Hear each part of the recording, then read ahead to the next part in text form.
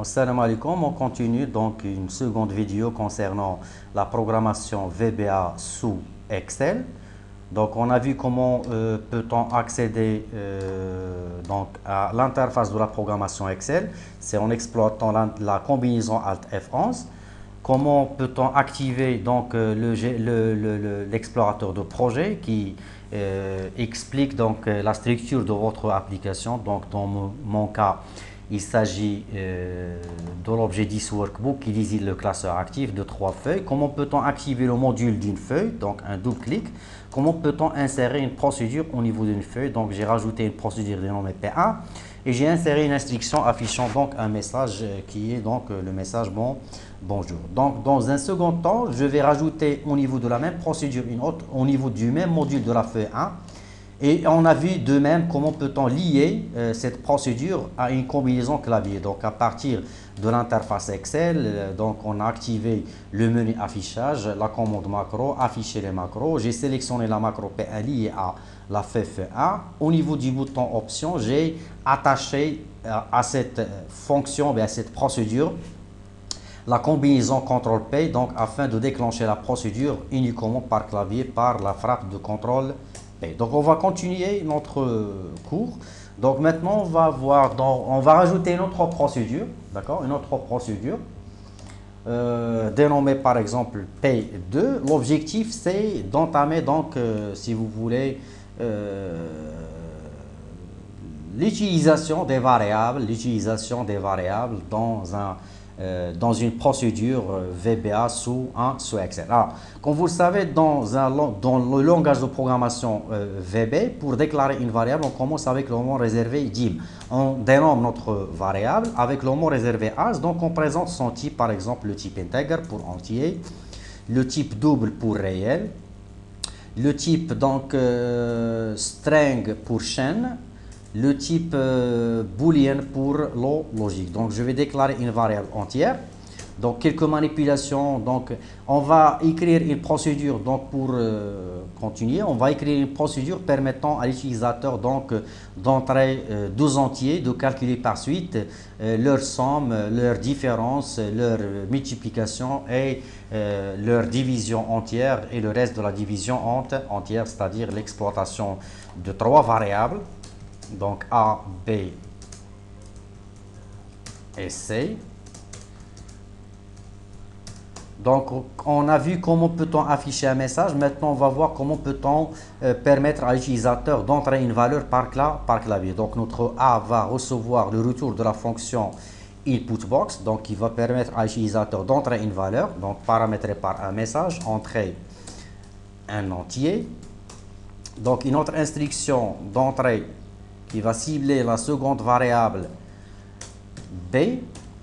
Le C va recevoir l'addition de A et B et un message qui va afficher donc le message la somme suivi. Donc on peut donc affichage du message entre cotes en tant que message lié ou bien concaténé avec le résultat calculé au niveau de C. Donc un test d'exécution de ce fragment avec la touche de fonction F5. Donc la première instruction donc, que j'ai insérée après avoir déclaré les 3 variables, c'est une instruction qui va permettre d'entrer un entier au niveau de la variable A. À l'exécution, donc affichage d'une boîte d'entrée similaire à ce que vous voyez. Donc je vais saisir par exemple 10. 10 sera stocké dans A. À la seconde instruction d'entrée, je vais saisir une valeur qui sera stockée dans B. Et juste après le calcul de la somme et l'affichage de la somme calculé au niveau de C. Donc un copier-coller de ces 2 instructions, donc voilà, le calcul de la différence, donc avec un message qui va dire la différence, et l'affichage de la valeur de la variable, de la nouvelle valeur de la variable C. Une autre instruction et un autre message calcul donc du produit, donc le produit, bien la multiplication, le produit.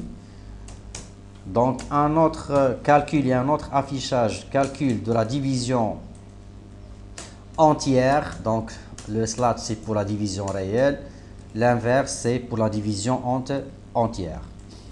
Donc je vais dire le dividende, le calcul du reste de la division, donc un autre calcul en exploitant l'opérateur modulo, donc pour le calcul du reste de la division entière de A par B. Alors j'exécute avec F5, donc on va saisir par exemple pour A 7, pour B 5, donc calcul de la somme 12, calcul de la différence 2, le produit c'est 35, la division entière c'est 1, le reste de la division c'est 2. Donc un autre opérateur peut être appliqué au niveau des entiers, c'est le calcul d'une puissance en exploitant l'opérateur chapeau. Donc une affectation de la forme ou bien une expression de la forme A chapeau B signifie A à la puissance B, ou bien le calcul de A à la puissance B, le résultat sera affecté par suite à la variable C. Donc un autre message affichant la nouvelle valeur de C avec le message suivant, donc la puissance C, c'est C, exécution. Donc je sais pas la valeur de A c'est 5, celle de B c'est 2, la somme, la différence, le produit, le dividende, c'est-à-dire la division entière des 2, le reste de la division c'est 1, la puissance, donc c'est 20. C'est 25. Donc un changement du type de la variable C donc vers le type réel pour illustrer donc une autre division qui est la division réelle. Donc je vais dire ici la division réelle comme message, la division réelle. Donc le reste de la division, donc je vais le mettre en commentaire. Voilà, donc je suppose donc au moment de l'exécution j'ai saisi 7 pour A, 4 pour B, donc la somme, la différence, le produit, donc la division c'est une division réelle et par suite il n'y a pas de reste, et le calcul de la puissance. Voilà, on va continuer dans la prochaine vidéo.